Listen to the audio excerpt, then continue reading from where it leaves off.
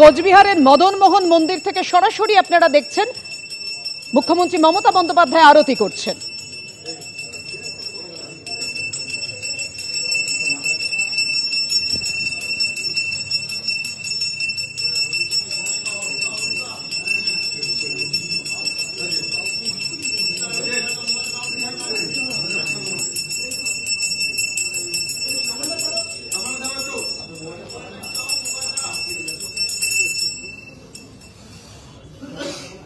গতকাল ব্রিগেডে গীতা পাঠের অনুষ্ঠানে 5 লক্ষ কণ্ঠে গীতা পাঠের অনুষ্ঠানে মুখ্যমন্ত্রীর অনুপস্থিতি নিয়ে মুখ্যমন্ত্রী মমতা বন্দ্যোপাধ্যায় আজকে বললেন যে বিজেপির অনুষ্ঠান, সেখানে আমি কি করে যেতে পারি? নিরপেক্ষ কোনো অনুষ্ঠান হলে নিশ্চয়ই যেতাম।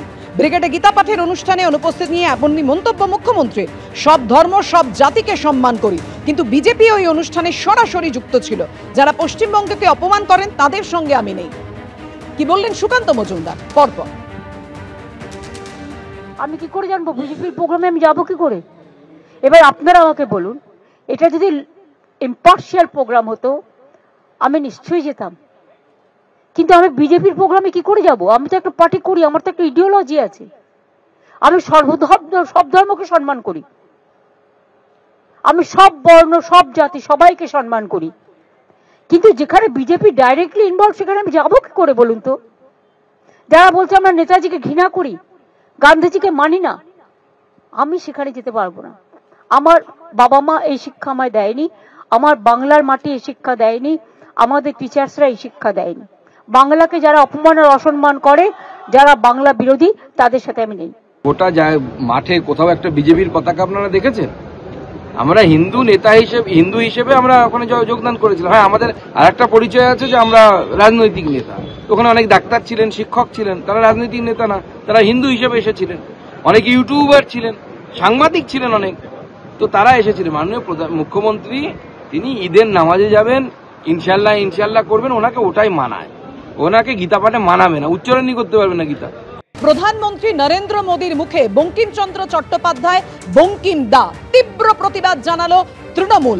একেবারে লোকসভাতেই তীব্র প্রতিবাদ জানালো তৃণমূল। সৌগত রায়ের প্রতিবাদ সংশোধন করে বঙ্কিম বাবু বললেন প্রধানমন্ত্রী নরেন্দ্র মোদী। কিন্তু আপনাকে তো দাদা বলতে পারি, সংশোধন করেও কটাক্ষ করলেন প্রধানমন্ত্রী। বঙ্কিম বিতর্কে লোকসভায় সৌগত রায়কে কটাক্ষ প্রধানমন্ত্রী।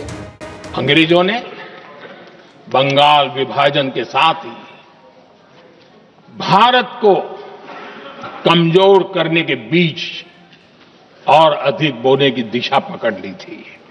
बंगाल का विभाजन तो हुआ, लेकिन एक बहुत बड़ा स्वदेशी आंदोलन खड़ा हुआ। अंग्रेज समझ गए थे कि बंगाल की धरती से निकला बंकिम दा का ये भाव सूत्र।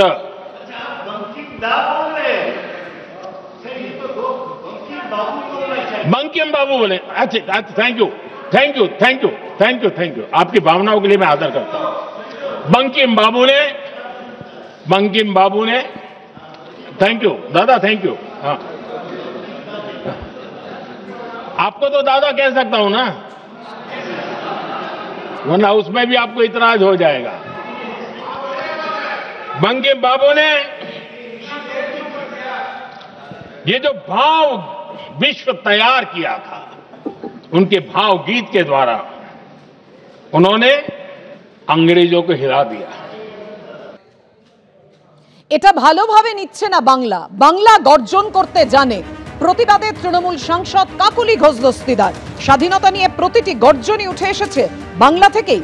প্রধানমন্ত্রীর মুখে ঋষি বঙ্কিমচন্দ্র বঙ্কিম দা, প্রতিবাদ করলেন সৌগত রায়। মাননীয় প্রধানমন্ত্রী তার ভাষণে যেভাবে ঋষি বঙ্কিমচন্দ্র চট্টোপাধ্যায়কে বঙ্কিম দা বললেন, মনে হলো বোধহয় চায়ের আড্ডায় বসে তিনি বঙ্কিমচন্দ্র চট্টোপাধ্যায়ের সঙ্গে আলাপ আলোচনা করছে। বাংলা এটা ভালোভাবে নিচ্ছে না, বাঙালি এটা ভালোভাবে নিচ্ছে না। যেমন বাঙালি ভালোভাবে নিচ্ছে না ঈশ্বরচন্দ্র বিদ্যাসাগরের মূর্তি, মর্মর মূর্তিকে দাঁড়িয়ে থেকে ভেঙে দেওয়া, বা রাজা রামমোহন রায়, যার জন্য আজকে আমি এখানে দাঁড়িয়ে আছি, যার জন্য সতীদাহ প্রথা তিনি উঠিয়ে দিয়েছেন, মহিলারা শিক্ষিত হয়েছে। ঈশ্বরচন্দ্র বিদ্যাসাগর এবং রামমোহন রায়ের অপমান বাঙালি মেনে নিচ্ছে না, সেরকম আজকেও এখানে ঋষি বঙ্কিমচন্দ্র চট্টোপাধ্যায়কে দাদা বলে সম্বোধন করাটা বাঙালি কিন্তু মেনে নিচ্ছে না। বঙ্কিমচন্দ্রকে অপমান করবার কোনো ইচ্ছা প্রধানমন্ত্রী ছিল না।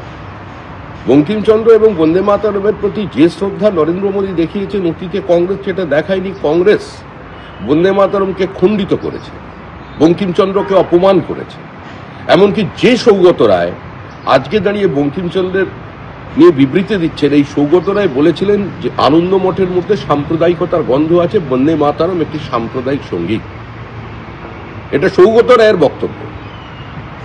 সুতরাং যে কংগ্রেস সুভাষ বোসের সঙ্গে, রবীন্দ্রনাথ ঠাকুরের সঙ্গে, বঙ্কিমচন্দ্রের সঙ্গে এবং বন্দে মাতরমের সঙ্গে প্রতারণা করেছে, তাদের গর্ভ থেকে জন্ম নেওয়া তৃণমূল কংগ্রেসের কোনো নৈতিক কিংবা রাজনৈতিক অধিকার নেই এটাকে কোনো রাজনৈতিক ইস্যু বানানো।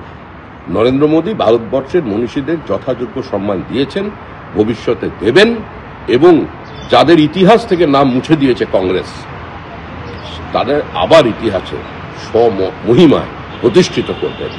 এবিপি আনন্দ, এগিয়ে থাকে, এগিয়ে রাখে।